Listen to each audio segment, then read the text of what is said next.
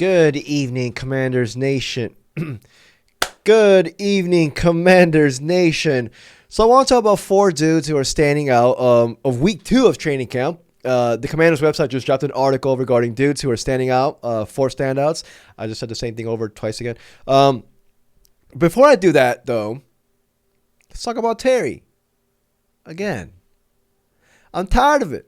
But there is a little bit of, not news, but, here's some observations. One from Deebo Samuel. By the way, Deebo walked off with an apparent hand injury, but to me, he looks fine. He's holding that mic firmly.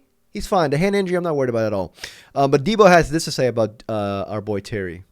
But to get back to 17, I've been in this situation before. Mm-hmm. I'm pretty sure you done been in this situation plenty of times, and I'm a guy that not try to get too deep in what the business side of things, but at the end of the day, 17, I want you out here. You want him out here. I want him out here for sure. No matter how long it take, I understand the business side of things, but whenever it happens, we're going to hit the ground rolling, man. Deebo's one of those dudes where, I'm predicting a big season from him, but, his attitude has been outstanding. And Deebo himself, all these wide receivers know that they've gone to this, process to get their new big contract. Deebo knows it's not personal. It's just business. Deebo himself knows that. So, I don't know. I really like this interview by him.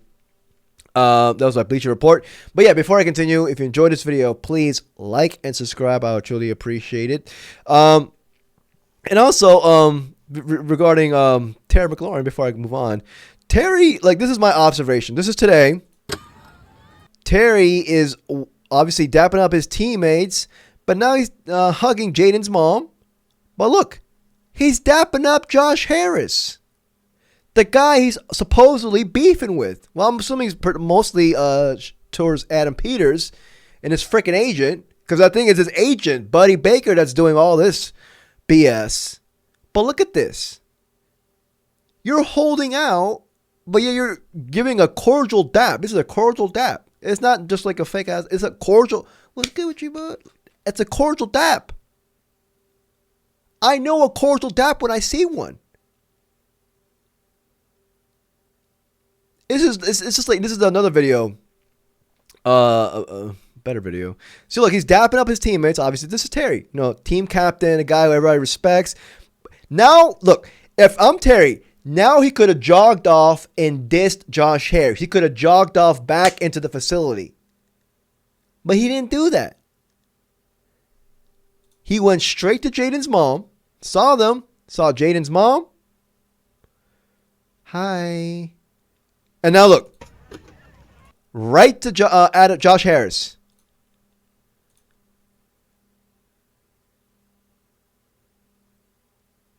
See?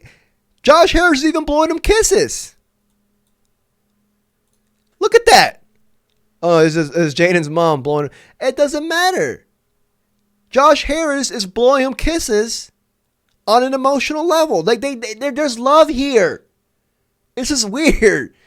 I'm 32. I've seen many holdouts in my life. This is not the one.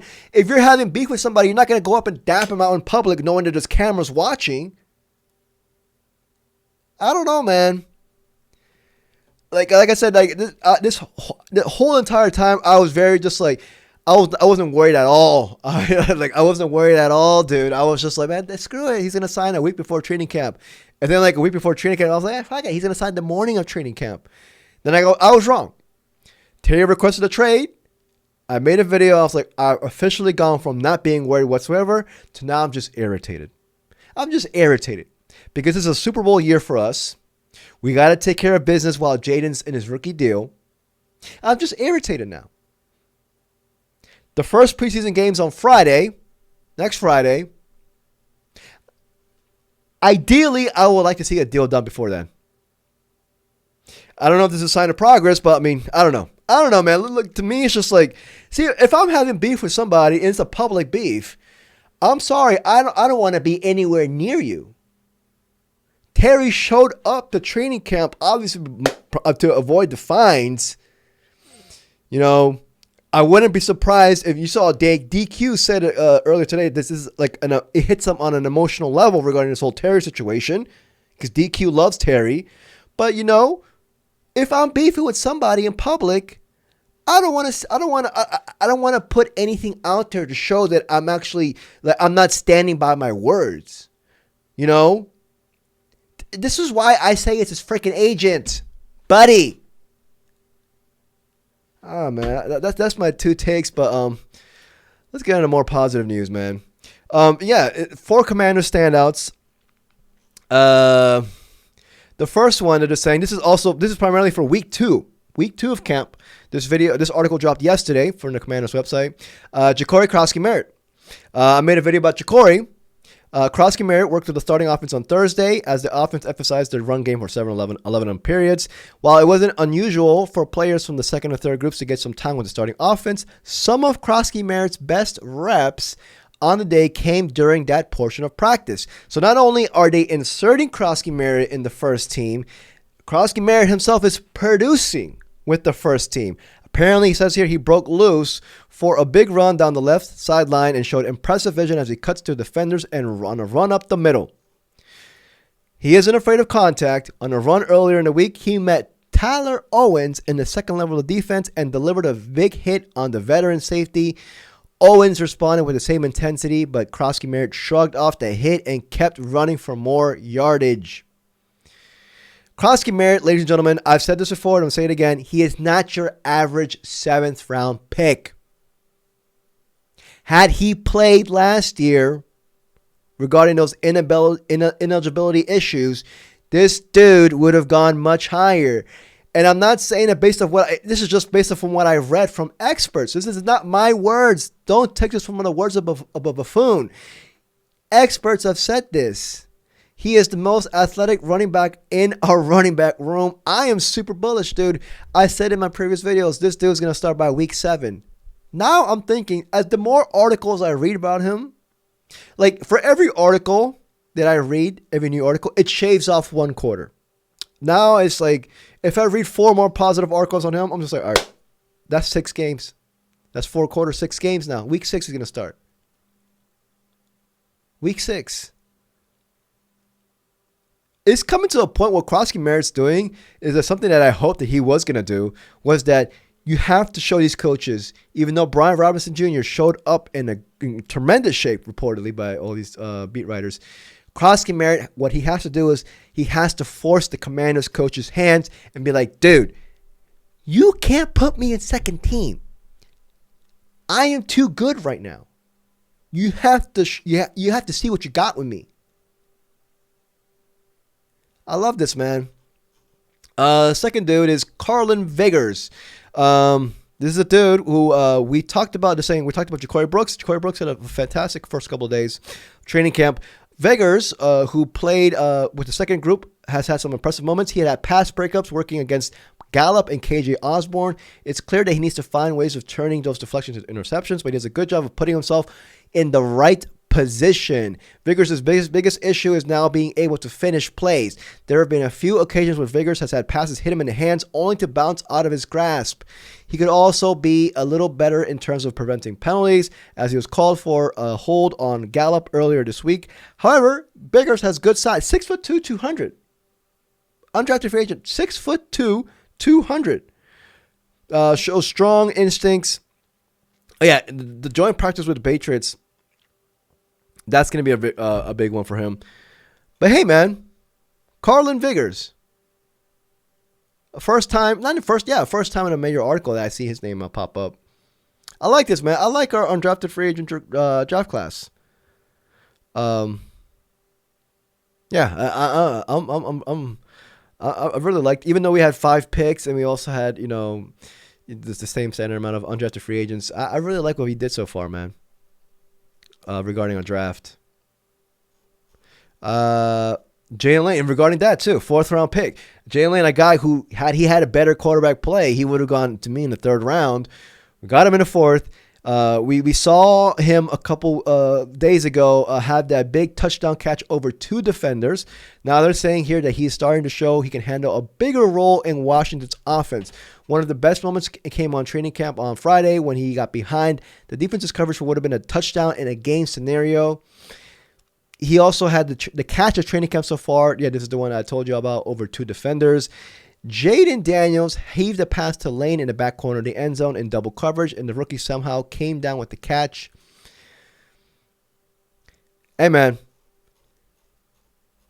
Jaylin Lane, like, even with Terry out, there's some positives, I guess you can say. With Terry out, now you got dudes like Lane, McCaffrey, Debo, Jacory Brooks, guys who have more playing time, more reps. They got to take advantage of it. Because we all know what's going to happen when Terry comes back. When Terry comes back, you know what I mean? He's going to be immediately inserted there. So, I love this, man. Jaylin, I was super excited when we drafted him. Like, our wide receiver room, man, we got young, explosive dudes. It's not dry. I feel like our wide receiver room was just dry. And it's just, people say it was just slow. We were slow and old. Now we got some new Bugattis in there now. I love it, man. The last one, of course, is Frozone. Sainristil, the 4th dude who stood out. Sainristil's been standing out since he freaking got here. And rookie OTAs, mini camp, rookie training camp, everything. And now we saw it this year again, from OTAs, mini camp, him just standing out. And then now again in training camp. Josh Taylor actually dropped an article regarding Sainristil yesterday, 2 days ago, saying he believes Sainristil is already the best player on our defense. And he says that's not that bad, that bold of a take. And you know what? I am leaning towards agreeing with him. I'm going to just read this real quick and then I'll give you my thoughts. Sainristil had the best interception, which ironically came while covering the rookie wideout, Jaylin Lane. It's not a surprise to the coaching staff that Sainristil is producing on the field. They knew he was a talented player last season and expected him to keep developing because of his approach to the game. However, they have seen him grown as a leader this year, which Dan Quinn said is the next step for him. I saw it as a rookie. With Sainristil, he was a team captain one week as a rookie. Sainristil is not your average, to me, I'm going to end this with this. I'm going to keep saying it. Standout reminds me of Antoine Winfield. And honestly, with those dudes, so obviously Standout right now slated to play the slot. They play the majority of snaps, depending on your defense. But they don't play 100% of snaps. Standout is becoming that good on our defense that we can't even afford to have him off the field. We need to find a way to make sure he plays at least or close to 100% of the snaps. Which is why I keep saying Antoine Winfield, because I'm just like, Antoine Winfield, if y'all don't remember, this is a dude who will play in the slot with the Vikings, but then depending on matchups and the weekly matchups and the formations, he'll play out in the boundary. I think we got to do this thing with Sainristil. He's that good. We can't afford to. I love this pick, man, from last. I mean, what Adam Peters has done so far with their draft picks, man, and some of them we have yet to reap the benefits yet. I'm thinking already dudes like Jordan McGee, a guy who I'm really bullish on. Guys who are still under the radar, but they're showing, promise. But Sainristil, man, this is a dude where I'm just like, to me, he's already one of the faces of our defense, yeah, obviously. But, man,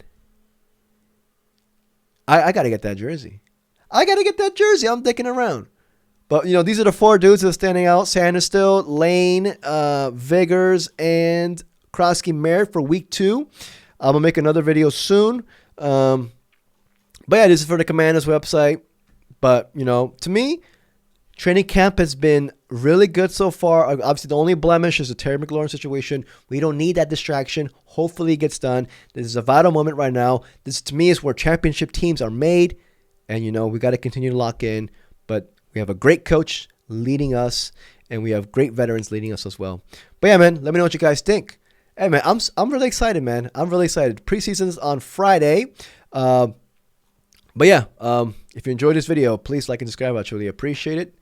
Hail to the Commanders, Redskins, football team. I don't care what you call them. But you know what?